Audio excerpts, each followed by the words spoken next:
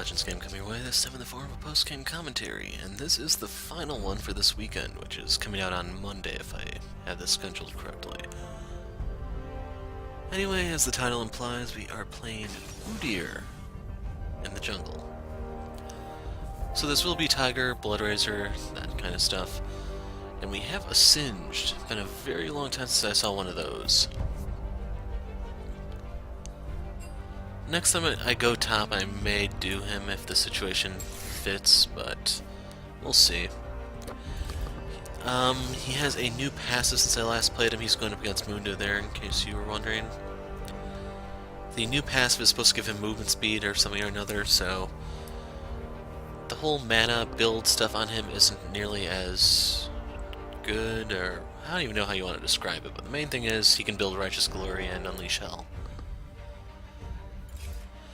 Anyway, for Udyr, you can see I'm up against Lee Sin, and I've generally found more success playing these tanky, bruisery-like guys, and for Udyr, it's not really much of an exception. Generally, the way I play him, he's a little bit better against tanks because, like I said, we're going Tiger, so we go Bloodrazor after that, and mainly, in order for me to deal damage, I actually do need to sit on someone for a moment and just cut into them. So I can deal with Mundo, but it takes me a little while, and yeah. You'll kind of see what I'm talking about when I have to fight Nautilus. I'm spoiling something for you, but their support is Nautilus. One of the nice things about doing this post-game is I already know all the twists and turns the game's going to take.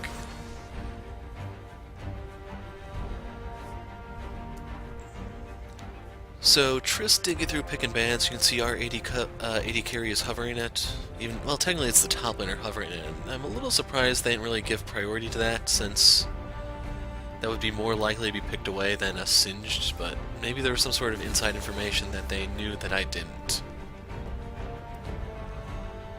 So real quick, I do have my Diana custom skin enabled. I figured this person was probably going to use a skin, so I didn't care to disable it, and yeah, you're going to be seeing a Green Lantern Diana run around on the other side.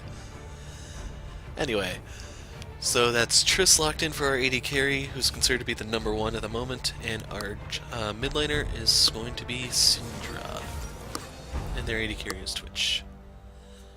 So Twitch is pretty solid too, with the games going longer, the hyper carries rise in power instead. And the funniest thing is, Israel is more successful as a jungler these days than a actual bot lane AD carry.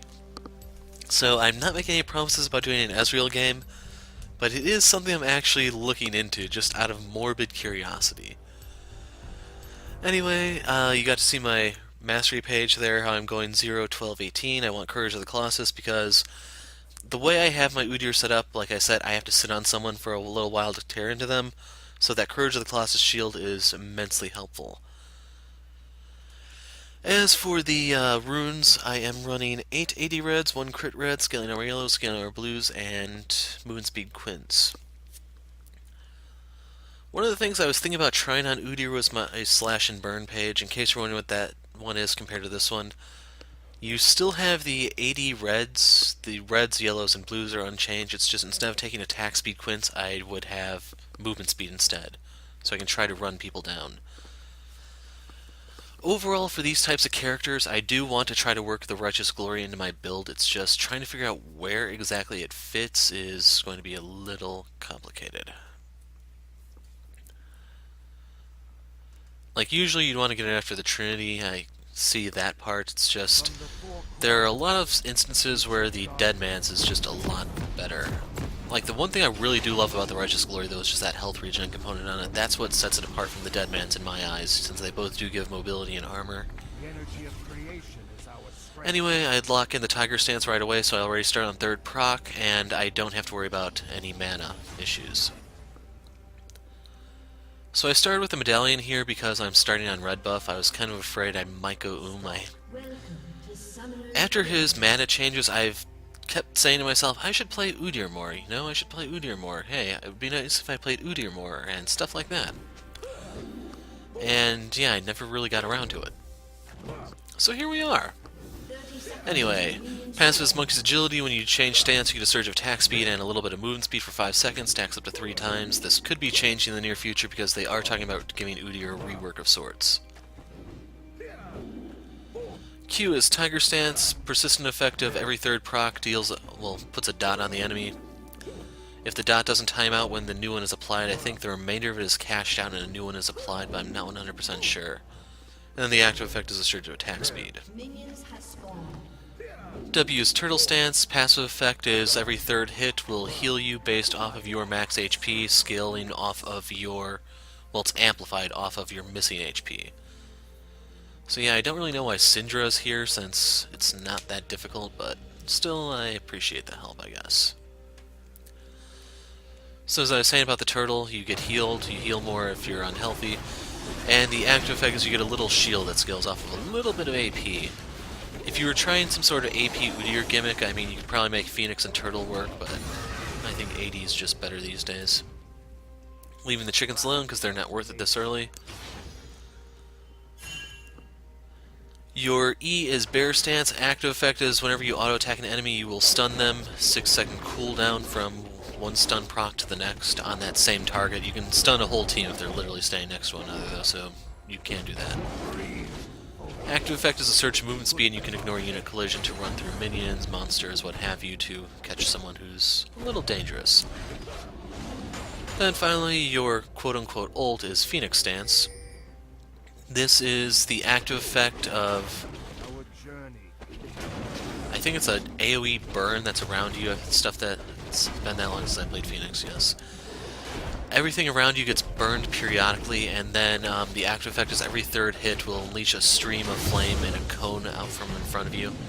So that's your AoE clear, and like I've said in numerous videos, with the change to the buff camps making them single target as well as just the Gromp, Dragon, you can even argue the Rift Herald and the Baron, Tiger Stance is just hands down the superior choice these days.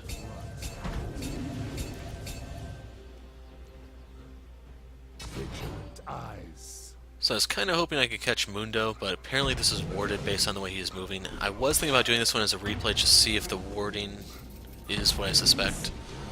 So right there, you just sidestep the briefcase, and Corporate Mundo has to go where he can cool off for a little while. One of the things I did want to do, though, was give some help to Singe, because he's still somewhat weak on the first couple levels, and then once he gets, like, one item, he can increase his annoyance threshold by, like, 10 times. So, yeah. That was Mundo who followed me, by the way, in case you're wondering who fired off the Scryer. Unfortunately, he aimed the wrong way, so he literally found nothing. And the other important thing is, I didn't mind him following in there, even burning the plant, because it's pressure off Singed. So I'm trying to show you right there that Singed has taken advantage of this to farm to the fullest.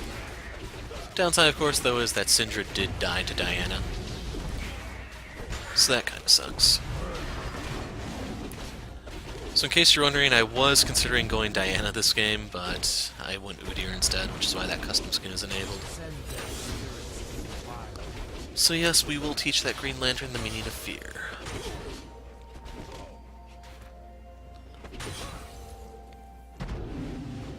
Now with blue buff, I don't mind running around the jungle, spamming my skills. Basically, I do have that much regen, so it doesn't really matter. So one of the tricks to Udyr is you need to weave your stances in order to get the most out of them. It's not as much of an issue when you have the blue buff, but you want to get to that third proc to get the bonus, and then you want to change. As you get more attack speed, you can actually get 2 procs out before you need to change. And the whole thing is you want to maximize your mana efficiency while still keeping your passive going. So if you notice, my passive is going to reset to 0, and we wait to see if I can gank, or not. I'm actually fully recalling. So right here, grabbing a pair of daggers, grabbing boots and a pink ward, this way we can see Lee coming, and then I also have the advantage of just being able to move a little bit faster around the jungle. So Udyr can sometimes make an impact early, but the thing is, not every game allows you to, and if the game doesn't allow you to, do not panic. The single best thing you can do is keep farming. It may seem kind of basic, but that's a mistake that a lot of people fall into, where they just try to sit in a brush, they'll seriously wait like 40 seconds, hoping, maybe they'll come a little bit further this time, maybe this time, maybe this time. And they just set themselves back. So right there, the Scryer plant went off on the bot lane, if you didn't see, over by the Dragon Pit. That tells us where Lee is. So the pink ward, doesn't really help as much at the moment, but the nice thing is it's not time sensitive, so if it sits there, it doesn't matter.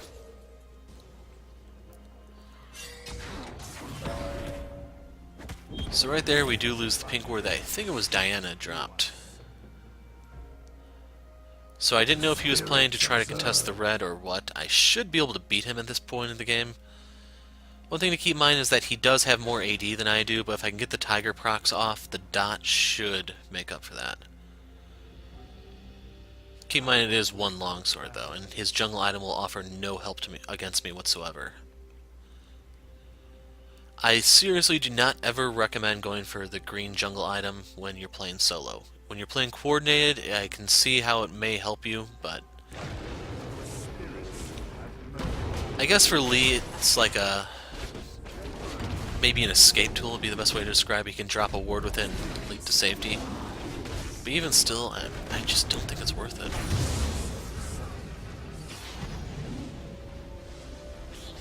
So anyway, Diana got forced outline due to the Syndra ult.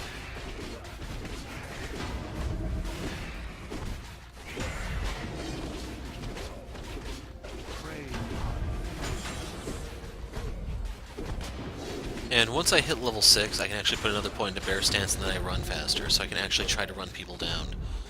So one of the best targets for me to gank is Diana, simply because she does not have escapes. As a Targon character, she's all about jumping in. And once she does, it's either her or you. Our journey continues. So I'm not entirely sure what Syndra is trying to say there, but I'm probably playing with pre-mates, just saying. So right here, I do want to smite this so that I get the health. Then I can go kill the plant, I can kill the bug, I can do a bunch of stuff to top myself off, and then it's time to start making an impact.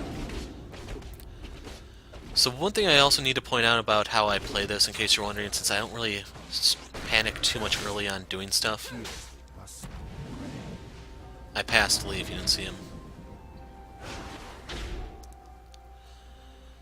So that's how they knew I was there. I'm not entirely sure why Trist is here, but that was a bad move on their part, unless they... well, they should have known that... it's very likely for that to be word, is what I'm trying to say. So unfortunately, here's where things go to hell.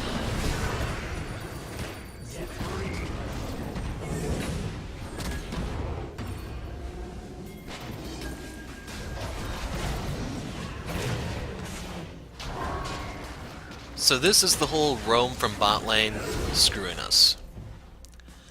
And one of the reasons why I definitely said it's a horrible idea. Now the good news is Syndra does manage to survive, and the thing is the mid laners have the double buffs. Diana killed me, she killed Lee.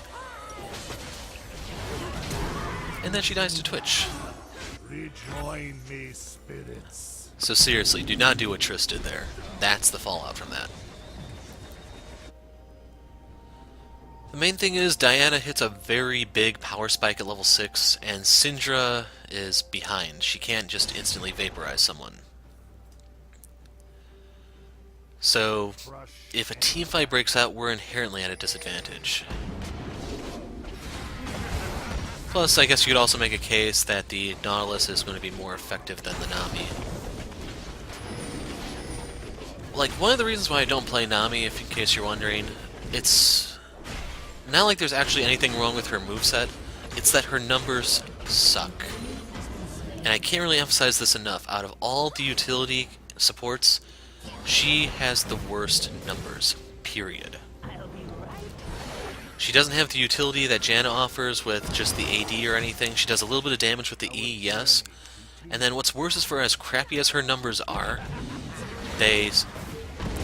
like, the effect that they give is so minimal. So right there, Twitch goes down, that transfers the double buffs over to Trist.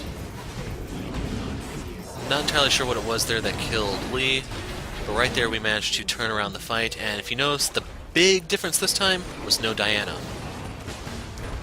As long as we keep her out, the three of us can actually win. One of the big things that did help us, though, was that I did body block some of Lee's stuff so that it didn't hit Trist. And one of the best ways to actually dodge Diana's stuff is to run at her. It may seem a little weird, but the thing is, your average player is going to aim the skill shot behind you, anticipating your move.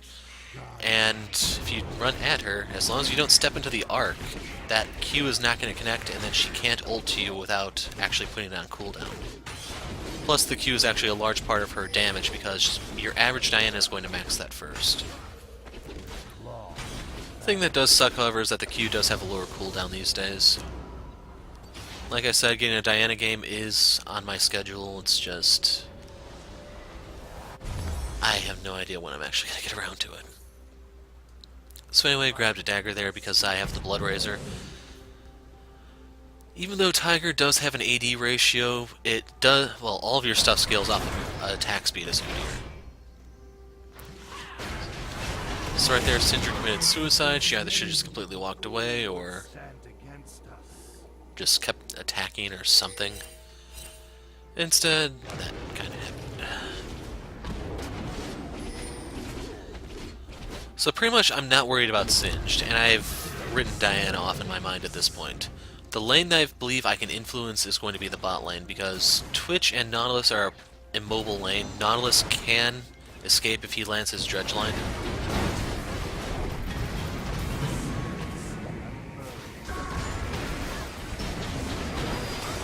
So right here we're throwing everything to Nautilus, and I take him down for my first stack of Bounty Hunter.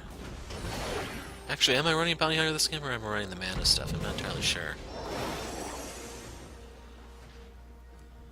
Actually, I think I'm running the mana stuff, so I'd have Executioner instead.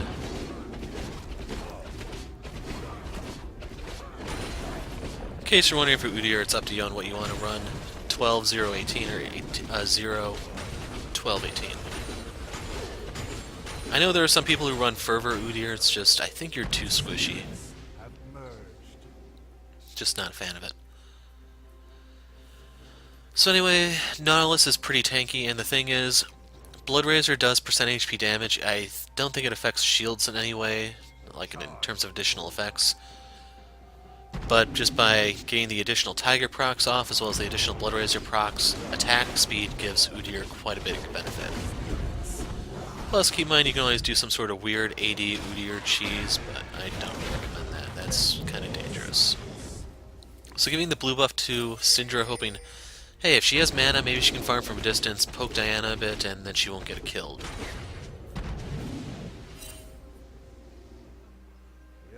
As for right here, I'm setting my sights on Mundo.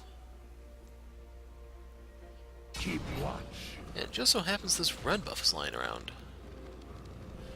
I was wondering if Lee was coming, and if he's seriously not this close, I can actually take this fast enough. So I'm not taking any chances, I'm securing that with Smite, even though the Smite could help with like a top lane gank or something. And I also left the ward, so we'll see when Lee gets there. But if you look down bot, we already know where he is. Vigilant eyes.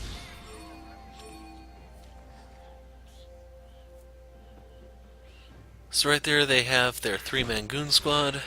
I don't really want any part of that. I don't have reinforcements nearby.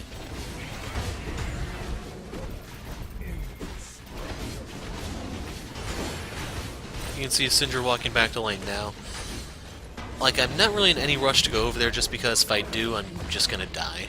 I don't have any defenses, really. Granted, once I do hit level 6, I do have equal defenses to anyone who takes the flat runes instead of the skilling ones that I do.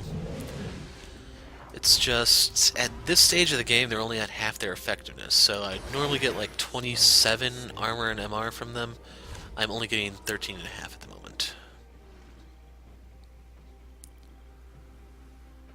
So right there, the Scuttle Crab has timed out.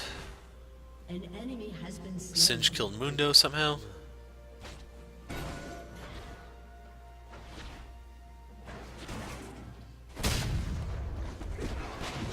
And since there's nowhere that I can have an impact at the moment, may as well just farm, you know? Basically every amount of gold I get puts me closer and closer to my Trinity, and with the Trinity I can just hammer people. If I do reach Twitch or Diana, I can carve out pieces of them, even though the Bloodrazor is more of a tank buster item. Thing is, since it does give you attack speed, as I said, that's just more tiger stuff. So right here I wanted the Boots of Swiftness. I grabbed the Sheen for CDR as well as the Spellblade. And I'm thinking now I don't have to really worry about my position as much because I can cover some more ground.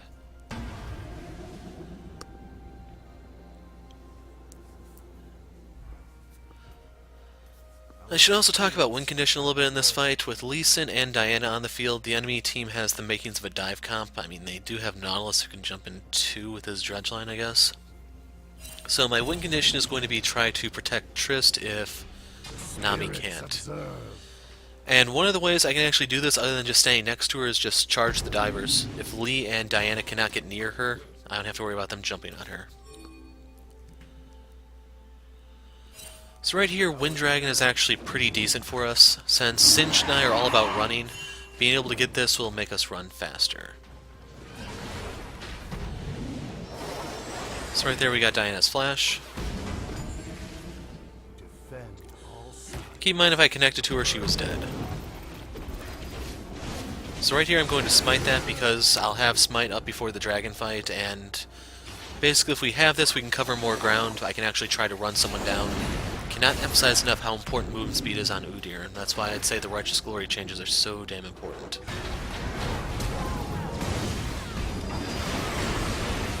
So real quick there, in case you didn't notice, for terms of positioning, I moved in front of Nautilus. That way if he tries to dredge line over to the tower, he'll actually hook me instead and not move anywhere. Had I not done that, there was a chance he could have gotten to safety. So sadly, being this squishy at this stage of the game, you can see the dragon does do a number on me.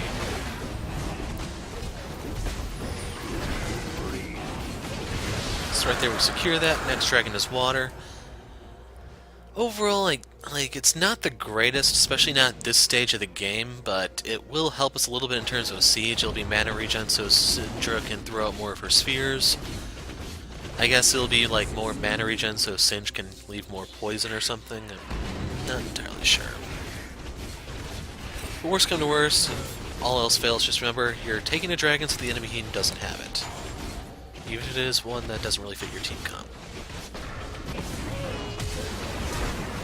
So, weird bubble, and then Triss goes back in and gets herself killed.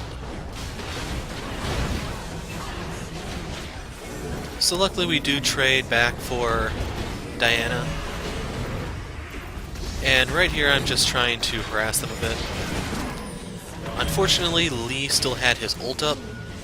I kind of thought that had been used already, which is why I moved the way I did, but yeah, bot lane just screwed up somehow. Anyway, right now I have enough gold to get the Phage. I just have to wait for that last bit. I'm giving that more priority than the Stinger because that's AD, health, and movement speed. So if I hit someone, I can actually keep up with them. Anyway, the tower is toast. There's really nothing we can do about that since bot lane... I don't know what happened to them. Like, the only consolation is that that was not the First Blood Tower, I guess. Downside, though, is the First Blood Tower was the mid lane, so he still did get some gold there, but it was diluted across 3 to 4 people, so it wasn't as bad. In case you're wondering, I've kind of given up on Syndra. Her tower's gone, she shouldn't really need my help. That's my line of thinking here. So unfortunately for our buddy Mundo, he made a wrong turn.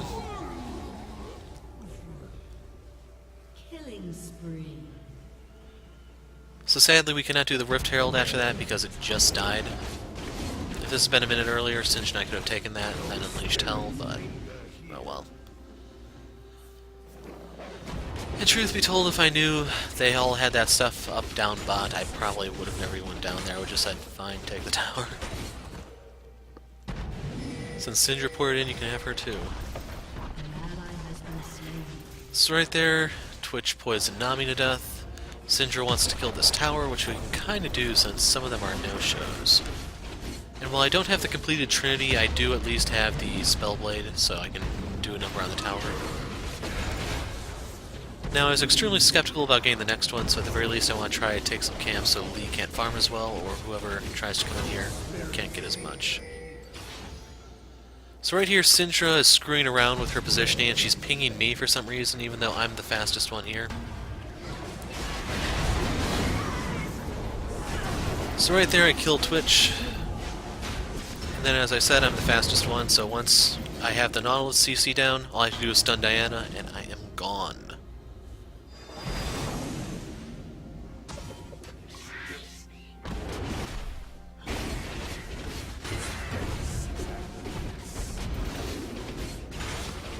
So yeah, if I were running Bounty Hunter, I'd have the 3% by now.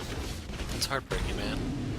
But then again, it is like 20 minutes in, so that may not be the greatest.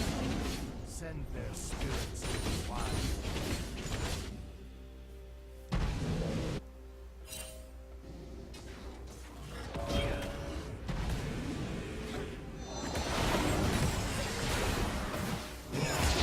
And you can see Nami took a crap load of damage from that. And once again, run towards Diana to dodge that Q. The other nice thing about doing that is I actually did serve as a deterrent, so Diana knew not to chase after Nami, even though she was practically half dead after the Leal.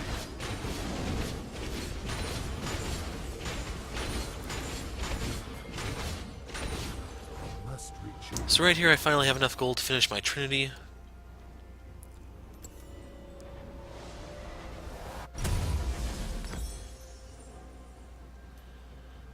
And in the end, I want the Giant's Belt, even though I was talking earlier about going for the Righteous Glory. Actually, I go for the Kindle Gem. Oh, that's right. I remember now. So Mundo, Diana, even Lee does a little bit of magic damage. For Twitch, he has his auto attacks and then just the E. Everything else of his is true.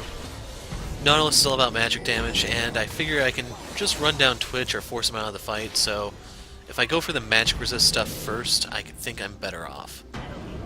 Even though Righteous Glory would definitely help right around now. So right here is that moment where I talked about how much damage I do in terms of Nautilus' health. His shield does give him a lot of health, yes. Right here you get to see me just lay into him, and it's not until the third proc of Tiger that I actually do get the nuke effect on him. And like I said, Bloodrazor still does help since he has a lot of hit points, it's just not as potent. For this game, I definitely have to get a Mortal Reminder. I just need the penetration as well as the ability to inflict grievous wounds on people who may not necessarily attack me, since Mundo can just throw cleavers and stuff. I just need to be able to run up to him, hit him, and then not worry about his healing anymore. Life speaks through. Keep watch. Speaking of Mundo, there he is with Lee. So right there I stunned Lee. One Syndra Q followed by her ult, and he's dead. And poor Mundo. So keep in mind, Syndra does have a Morellonomicon, so as soon as she hits Mundo, that's grievous wounds, he's not doing anything. So I didn't get anything off Twitch because he stayed in the back line. I just, like I said, I put up a wall there. Normally that's to try to protect Twitch. This time it ended up being Syndra. So yes, I was not really expecting that much out of her, but she did rise to the occasion. That I will admit.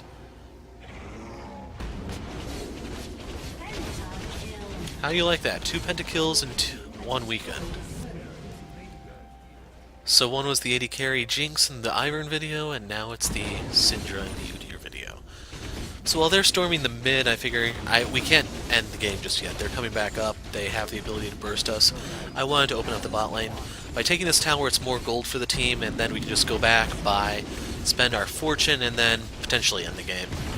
Now, I do not know how Lee got himself killed that fast. That was a mistake on his part somehow. I cannot explain that. That was just a misplay that should not have happened.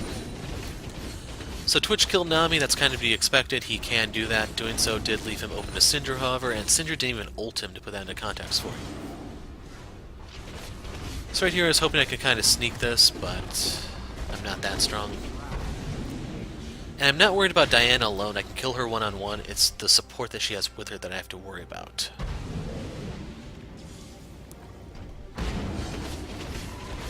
And then by taking this, I denied from the enemy team, and I also get a little bit of extra gold on my way out. So I will give Triss the crab because she was the one I was expecting to carry, so I'm willing to give her resources. It's just, after getting a pentakill, Syndra is really, really strong at the moment. So Singe did get the top tower for us.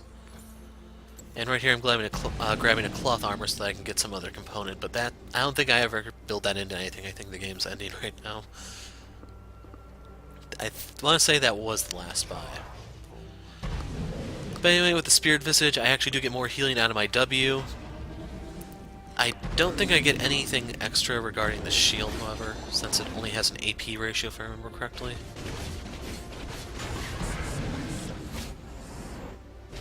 And right here is when I get a solo Twitch. Me versus him. So right there I stun Nautilus. He fails his flash, leaving him alone with me. And down he goes. So right here I join in the party on Nautilus. Unfortunately, there's Diana, but I'm actually tanky enough to withstand everything she has to throw. So I managed to kill her before I actually died to some sort of lingering burn. I think she ignited me, which cut into my healing. If not for that, I think I actually would have beat the two of them. Singed and I would have won 2v2 and both survived. See the ignite right there. Ah, I did go back. Okay, so I got a Giant's Belt in the end. So anyway, that's pretty much it for them. They lost the fight, and right here we're just going to rip open their base. If you look in the mini-map, you can see that one of the Nexus towers is about to fall. And there's really nothing they can do to stop Triss there. Hands down, she's the best AD carry when it comes to killing those towers. The spirits return. Okay, so here comes the final battle. So I guess the nice thing about the Giant's Belt is that it's just a large amount of health, so I get a bigger Courage of the Colossus shield. Technically I get a little bit better healing from my W also, but that's not the main thing. I'd have to say the Courage shield is. So right now I'm halfway to the fight. Mundo goes down. Our journey continues. So right here I'm just shoving these in so that they have to go under tower. I fight Diana 1v1. But they just surrendered, so that's the end of the game. But like I said, I'm not concerned about Diana at all. I can kill her 1v1. I can pretty much kill any of them 1v1s when they have reinforcements that they can squeak by. So sadly, no mastery token here.